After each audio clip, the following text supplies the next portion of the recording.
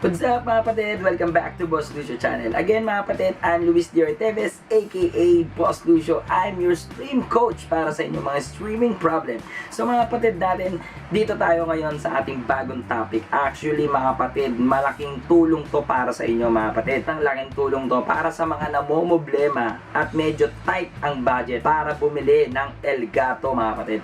Meron akong na-discover mga kapatid na isang malupit. Sarap. Hello? Sabihin mo lang, salamat Shopee! Galing to kay Shopee. Tampong libo! Sa Shopee, ang dali. Sa Shopee. At galing to sa China, Dongdong Chuanshen. Yan, ito guys, nasa likod yung address. So mga kapatid natin, syempre bago natin buksan to mga kapatid natin, at ito ang maging sagot sa mga problema nyo na hindi makabili ng Elgato mga kapatid. Okay? Syempre kung kayo bago dito sa ating video, just click the subscribe button and tiny bell below. And syempre mga kapatid, lagi tayong live sa ating Facebook page, Boss Lucio Gaming. So intro, pasok!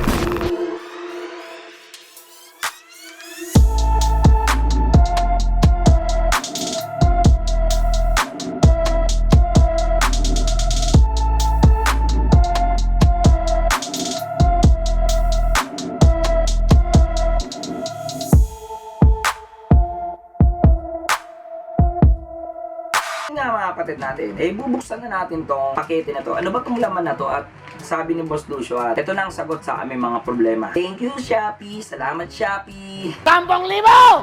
Sa Shopee, ang dali. Sa Shopee. Ito siya, HDMI mga kapatid natin na video captured. Okay, video captured. Ito yung item.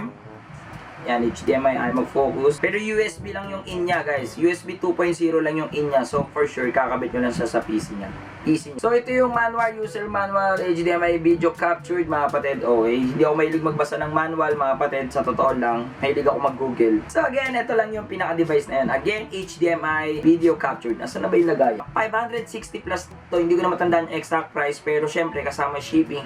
Sabihin na natin 600 pesos lang ito, mga kapatid. So, tignan nga natin, mga kapatid natin kung ito na ba talaga ang lulutas sa mga problema ninyo. Medyo tight ang budget bumili ng Elgato. Siyempre mga kapatid, saksak natin sa ating PC and punta tayo sa ating OBS. By the way pala mga kapatid natin, yung material niya guys parang made in plastic lang siya. Pero matigas, parang bakal na plastic. Pero, so syempre mga kapatid natin, pagkakabit nyo sa likod ng HDMI video captured, sa likod ng PC nyo mga kapatid natin, kakailanganin pa rin natin syempre ng HDMI cable. Okay, the other end nakakabit doon sa video captured. And syempre, dito sa kabila mga kapatid natin is yung connector ng phone nyo. Yung nga, yung HDMI na may charger. So mga kapatid natin, so ito, yung akin is lightning to HDMI. Kabit natin dito, kabit sa cellphone. Dahil video captured yung ating ilalagay, syempre punta tayo sa ating sources, right click, add video capture device, and then lagyan natin to ng HDMI video capture. Okay?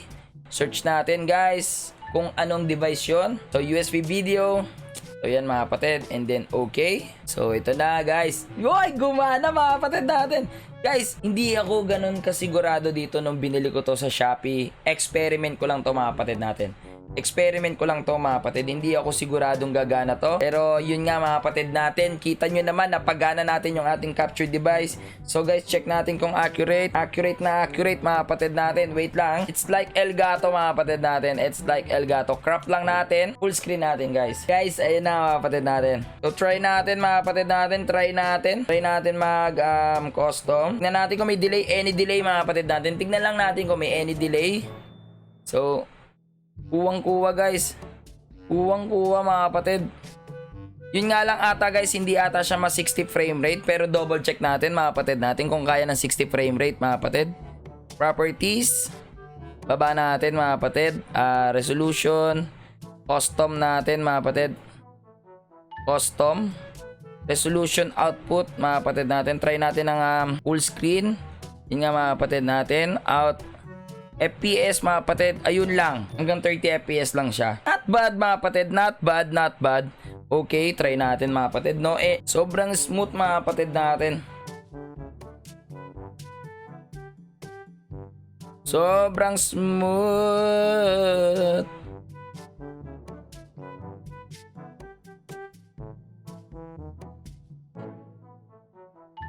So, sobrang smooth. Kita naman natin mga kapatid natin guys.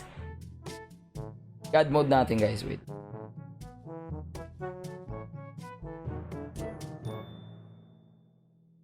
Try natin mga kapatid.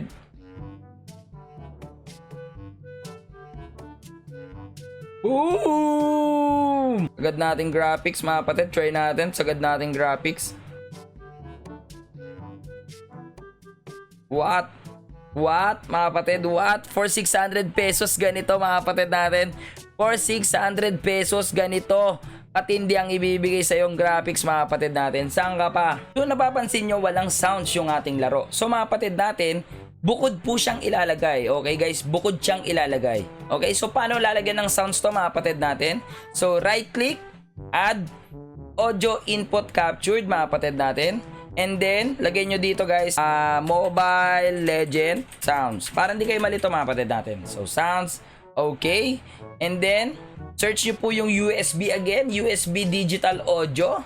And then, okay. Now, mga kapatid natin, nakikita nyo guys, gumagana na siya. Pero wala kang naririnig. Again, wala kang naririnig sa headset mo or sa speaker mo. Wala kang naririnig. Again, click nyo lang tong gear button. And then, click this audio, advanced audio properties. And then hanapin nyo po si Mobile Legend Sounds. Ito po. And monitor. Click nyo po ito. Palitan nyo po ng monitor and output. Ba't ngayon ko lang din nalaman to? Gumastos pa ako ng 10,000 men. Men, sobrang smooth. Baka naman. Baka naman guys. Baka naman. This is only 600 pesos. What? What? Thank you Shopee. Salamat Shopee mga kapatid. 10,000! Sa Shopee, pipi ang galing. Sa Shopee. Heck, grabe. This is 600 pesos. This is 600 pesos. This is 600 pesos. For sure, marami na naman matutuwa nito sa inyo at maraming pasasalamat na naman na matatanggap natin, guys. Sobrang saya ko doon na matutulungan ko kayo. Subukan naman natin Call of Duty, mga kapatid natin. Call of Duty. So, narinig nyo naman yung sounds, kuwang-kuwa guys. Fire, tingnan natin mga kapatid, kita na. Again kasi guys, kasi nga hindi na siya wireless, hindi na siya mirroring app. So, dinideliver na natin siya mismo doon sa capture device. And then si capture device, tinatrabaho niyang maibato dito sa OBS natin yung mga display. So, mga kapatid natin, subukan natin maglaro kahit saglit lang. Tignan natin yung different. Again, mga kapatid, same pa rin po ang gamit ko. That China brand pa rin. Okay guys, subukan natin. Oh, okay naman. Parang may delay lang na graphics mga kapatid. So, tignan natin mabuti. Okay, may delay ng onte. Pero not bad guys. Onting-onti lang. Hindi mahalata guys. Hindi mahalata. Try natin isa pa. Pag mabilis na masyado yung galaw mga kapatid. Pero okay na guys. Pwede nang pagtiyagaan. Not bad for starting mga kapatid natin. Para sa mga medyo... So guys, kita nyo naman, ano ba, kayo ang mag-decide mga kapatid. Kung it's good mga kapatid natin, you decide mga kapatid. So guys, dito na ako titingin sa monitor guys, Same lang naman yung ating view. So may delay lang siya ng bagya guys. Yun nga mga kapatid natin, pag dito ako tumingin sa monitor, di ako tumingin sa phone, medyo may delay ng bahagya. May delay. So yun nga mga kapatid natin, kayo, anong masasabi nyo mga kapatid natin? Anong masasabi nyo dito sa aking bagong experiment? Okay mga kapatid, kayo na mag-decide mga kapatid natin, kung tingin nyo ba, good na good. Pero sa akin mga kapatid natin, good na good mga kapatid, kita nyo yung smile ko guys. Maski ako mismo natuwa na rin ako.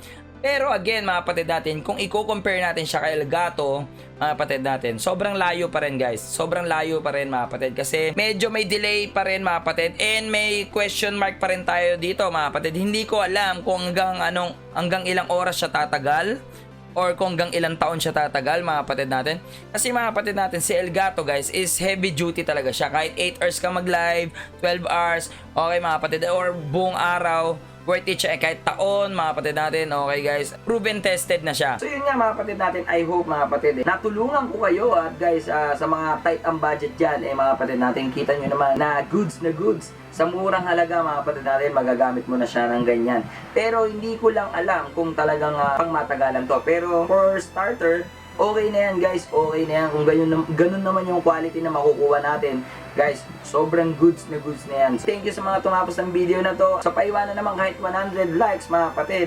Again mga kapatid natin, sumali kayo sa ating Discord channel. Nandyan sa description po mga kapatid natin ang link mga kapatid. Sumali kayo dyan sa Discord natin para po mga kapatid natin magkakasama-sama tayo. Again, pasensya na sa mga hindi natin nare-replyan sa Facebook page. Ang dami yung message mga kapatid natin.